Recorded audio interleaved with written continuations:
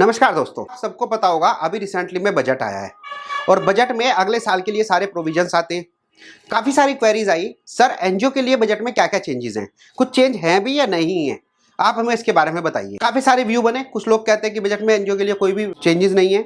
दोस्तों मैंने बजट को एनालिसिस किया और जो उसका कंक्लूजन है, जो मुझे लगा कि आपके लिए यूजफुल है, तो मुझे लगा कि ये वीडियो आपके लिए बनाई जानी चाहिए। और बजट में नेट चेंजेस एनजीओज के लिए क्या क्या है, क्या पॉजिटिव है, क्या नेगेटिव है, कुछ चेंज है भी या नहीं है, क्योंकि इसमें एक नेक्स्ट ईयर से बहुत मेजर चेंजेस आने वाले हैं।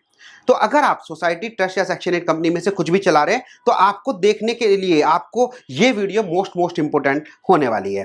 दोस्तों बजट में क्या क्या चेंजेस हैं, सबसे पहले तो मैं आपको एक ओवरव्यू बताऊंगा। अगर मैं उस पर स्पीच दूंगा तो पूरा दिन निकल जाएगा, लेकिन हाँ मैं टेंटेटिवली आपको व्यू जरूर दूंगा बजट 2026 में जो आए हैं और एनजीओ के लिए क्या क्या चेंजेस है, क्या क्या चेंजेस नहीं है। सबसे पहले तो चेंजेस मैं आपको ये बता दूं, अभी तक जितने भी एनजीओ के प्रोविजन थे सेक्शन 11, 12 और 13 में लगाए जाते थे इनकम टैक्स में, 1 अप्रैल 2026 से नया एक्ट अप्लीकेबल हो जाएगा। इनकम टैक्स जो पुराना एक्ट था वो सारा खत्म हो जाएगा और नया एक्ट आ जाएगा, तो आपके सारे सेक्शन चेंज हो जाएंगे। तो आप जो इनकम टैक्स की रिटर्न भरेंगे, जो आपको पता है 11, 12, 13 में ये लिखा हुआ था, वो सारे चेंजेस हैं। तो इनकम टैक्स में सबसे पहले जो इफेक्टिव 1 अप्रैल 2026 से एक नया एक्ट आएगा और ओल्ड जो टैक्स है वो रिप्लेस कर दिया जाएगा।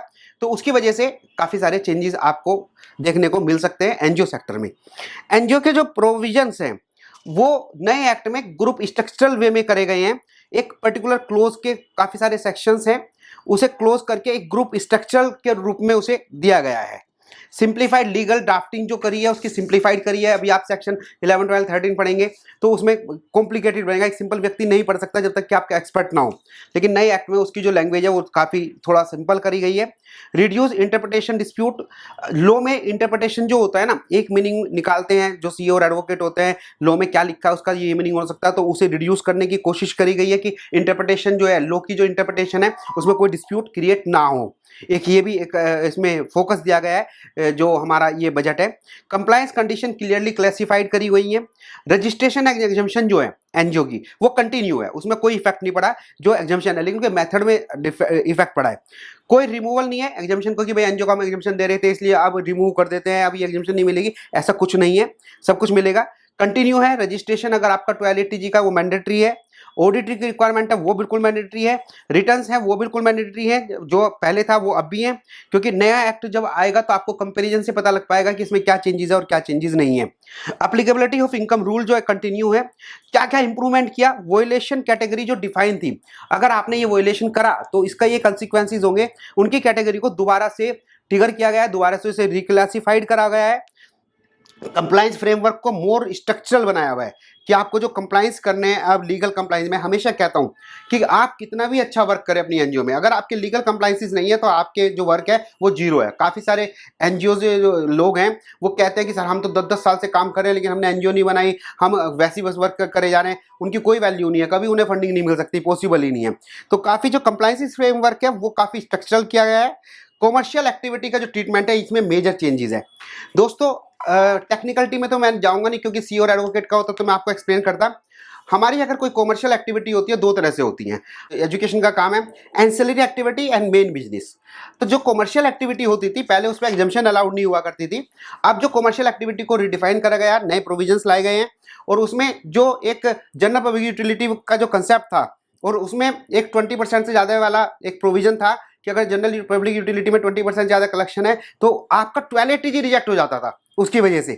अब वो नहीं होगा, उस पर टैक्स दिया जाएगा। कुछ चेंजेस हैं वहाँ पे, आपको एक रिलीफ दिया गया है, थ्रेशोल्ड बेस किया गया है, इंसिडेंशियल रिवेन्यू अलाउड करा गया है, इंसिडेंशियल अगर बिजनेस है उसकी रिवेन्यू को अलाउड करा गया है।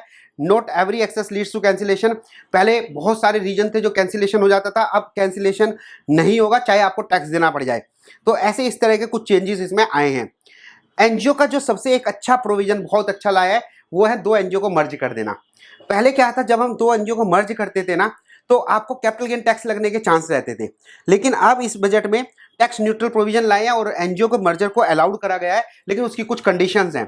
2 एनजीओ को मर्ज कर रहे हो तो दोनों 12A और 80G में होने चाहिए, सिमिलर ऑब्जेक्टिव होने चाहिए। तो ऐसे कुछ प्रोविजन है जो आपके 2 एनजीओ को मर्ज करने का प्रोविजन को जो लाए हैं, ये एक अच्छा प्रोविजन है, बहुत अच्छा प्रोविजन मुझे लगा। मैंने कितनी प्रेजेंटेशन में, सेमिनार्स में, जिसमें 200 300 स्कूल आए हुए थे, उन्हें बताया कि सोसाइटी में अगर आप स्कूल चला रहे हैं तो आपकी ये लिमिटेशंस हैं, आपको ट्रस्ट में करना चाहिए या आपको सेक्शन 8 कंपनी में करना चाहिए। और सारे स्कूल कहते हैं कि भाई हमें कन्वर्ट कराना है, लेकिन कन्वर्जन इतना सिंपल नहीं है।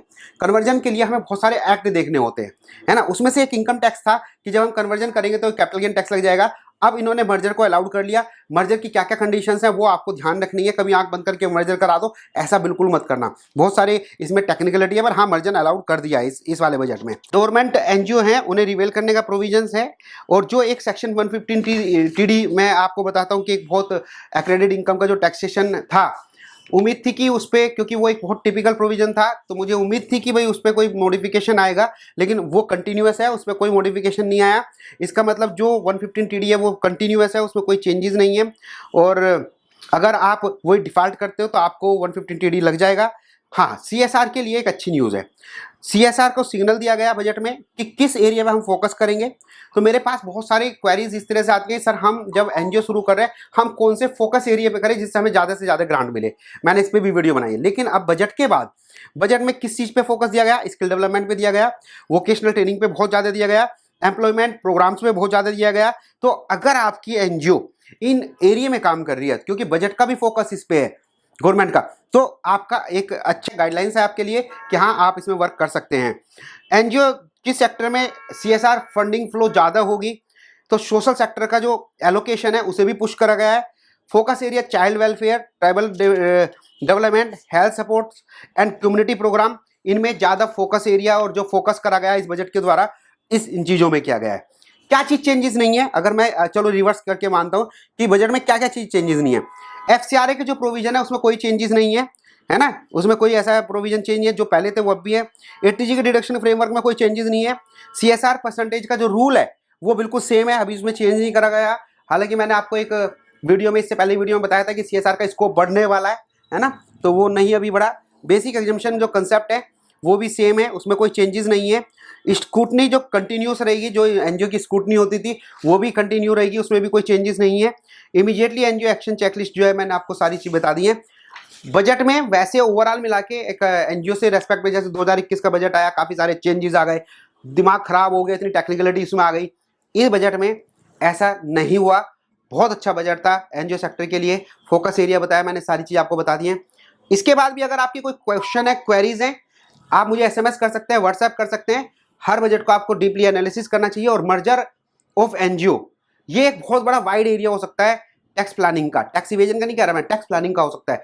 और स्पेशल यूजफुल हो सकता है medical college, engineering college, technical college, schools, higher secondary, इनके बारे में जाने ये प्रोविजन क्या है और हेल्प लें, इसे रिस्ट्रक्चरिंग करने में आपको बहुत बेनिफिट होगा। थैंक यू दोस्तों, मुझे उम्मीद है कि आपको बहुत यूजफुल रही होगी ये वीडियो। आप मुझे कमेंट में जरूर बताना। फिर मिलते हैं नई वीडियो के साथ। Thank you so much.